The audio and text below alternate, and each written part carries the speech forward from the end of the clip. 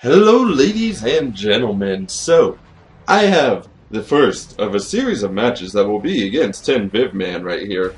Basically, we ended up battling for like 2 hours or something like that. I don't even remember.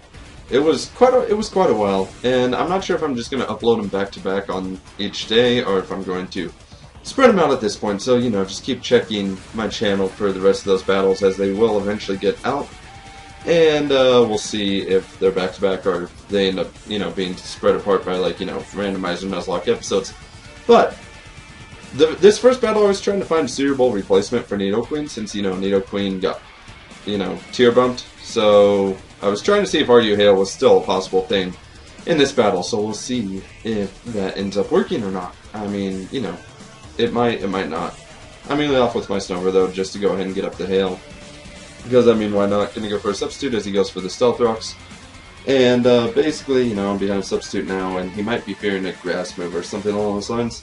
And he's gonna go into Magneton. I'm gonna Leech Seed, and I was like, he might be a sub-charge through Magneton, but even if he is, it doesn't matter at this point, because I have the Leech Seed, and now I can protect and sub-shenanigans to him, and not have to worry too much about it. So I'm gonna go ahead and go for the Protect, see what he's gonna go for. He's gonna go for a Flash Cannon, fairly standard. I do believe the whole sub-charge beam Magneton actually ends up running Flash Cannon as well, so it's still checking out with, potentially being a sub-charge beam Magneton. However, if in the event he does want to set up a substitute, I may want to get something that can take a hit right here. So I ran in Porygon, and actually I'm thinking about maybe switching this Porygon to especially defensive, because it does have analytics, so that'll boost its power considerably, so I might not need to necessarily worry too much about dishing out huge hits, but, instead maybe possibly dishing out some hits. And had I actually just gone for the Tri-Attack like I considered doing, probably would have KO'd this Buffalent, and probably should have gone for that Tri-Attack actually. So that was a bad play on my part. But the way he brought in this Buffalent, I'm kind of fearing that he might have the superpower. So going to switch into my Sigilyph. He goes for Head Charge. Still don't know if he has a superpower or not, but I do lose my Sigilyph, which actually Sigilyph could have proved to be helpful a little later in the match, as you will see, but, what are you going to do? You lose stuff, and it just kind of happens. So I'm going to go for the Stealth Rocks right here. Go ahead and get off some damage. I'm not really sure why I have Lumberry on this Kabutops. I think that might have been a misgen from the previous Pokemon, and actually might have been supposing to have leftovers as opposed to Lumberry, but I don't know. It's been a while since I made the team. And actually it's Robotnik is Sexy's team, because I tend to use a lot of his teams, but I'm gonna bring in Glaceon and the Wallace, hoping that Andrew Vivlo, is going to fear a Shadow Ball or something along those lines, because, this could be a choice specs Glaceon, and he actually is going to leave. So that's nice. Probably should have spammed the Blizzard right there instead of going straight for the Toxic. Because maybe, I would have gotten the Freeze Hacks, and actually I think 2 Blizzards would have KO'd Magneton, and that would have actually dealt with a huge problem to my team. So, yeah, I was kind of rusty at the point where I was, having this battle. Now I'm going to find out he has Rest, so that means he's asleep talking Magneton, which is, I don't know if that's actually like a Smogon standard set, or if it's just one of his own sets that he made. It could be one of his own sets. I honestly wouldn't doubt it. It could, but as you can see, the burns really only doing 1 damage to me, so I can take burns a long time. However, I don't want to risk him, potentially getting the Flash Cannon. Of course, this was risky switching into Kabutops regardless, but I figured the chances of him getting the Thunderbolt or something like that was slimmer than him, potentially getting the Flash Cannon. I don't know why. I am going to get Waterfall and get a Flinch. Flinch really isn't going to matter, though, as you see that it actually didn't end up doing that much damage. So I'm going to go ahead and Rapid Spin. Probably shouldn't have done that.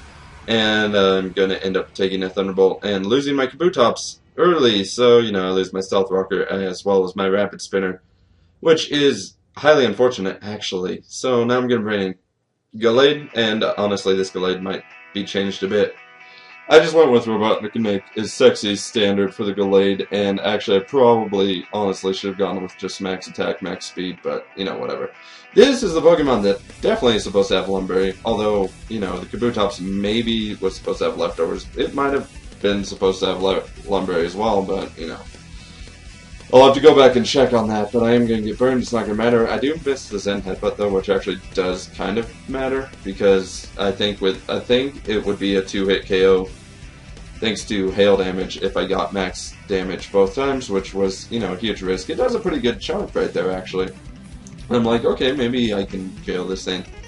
I think I actually get the flinch, which actually makes up for, you know, me missing the first Zen headbutt.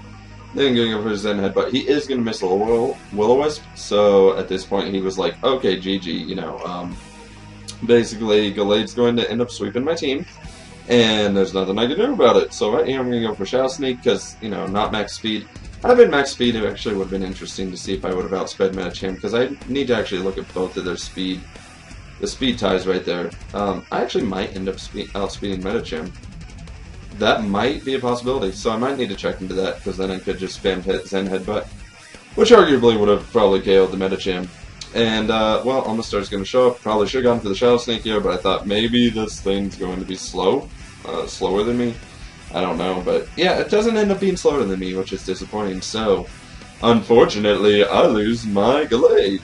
So, I have to rely on Porygon, which is obviously slower, to go ahead, Thunderbolt, and get rid, and unfortunately the Stealth Rocks are up now, which are going to come into play later, a little bit later, and actually they probably wouldn't have had to come into play, you know, had I been, say, max special defense, but since I'm not, obviously it's not going to matter. Here I should have just gone straight for an attack, just gotten rid of the Bouffalant, maybe made this score a little bit closer. I was kind of doomed at this point anyway, just because Gallade fell, and Gallade was really the big counter to pretty much the rest of his team, so there was actually nothing I could do at this point. Gonna try and save Porygon for later, just in case I need to, you know, try attack spam that Magneton and hope I win. So I'm gonna bring in my Glaceon. Sorry, I forgot its name for a little bit. I just wanted to say Mr. Freeze.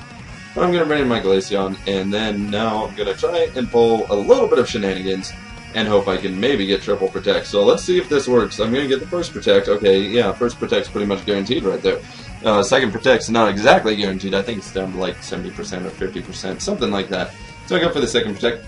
Yeah, okay, that works. Maybe I'll get the third protect. I think actually, you know, protect is exactly the same percentage after the first one. And unfortunately, yeah, I do miss. Had I hit, you know, maybe it might have made a difference. I don't know, actually. It probably wouldn't have made a difference in all honesty, looking at how the rest of this match turned out. But, you know, regardless, we'll never know. But, I mean, look at that cool Magmortar. That's actually a cool Magmortar. Oh, I forgot to mention I'm using the Texture Hack Sprite. So I hope you guys enjoy the Texture Hack Sprite if you hadn't picked up on why the Pokemon are weird colored. But I am going to die to Fire Blast, and Vivalo is going to win the first match. So hope you guys enjoyed this battle, and we'll see you guys on the next Pokemon Black and White Texture Hack Wi-Fi battle, or something like that. So, hope you guys enjoyed, and see you later. Bye.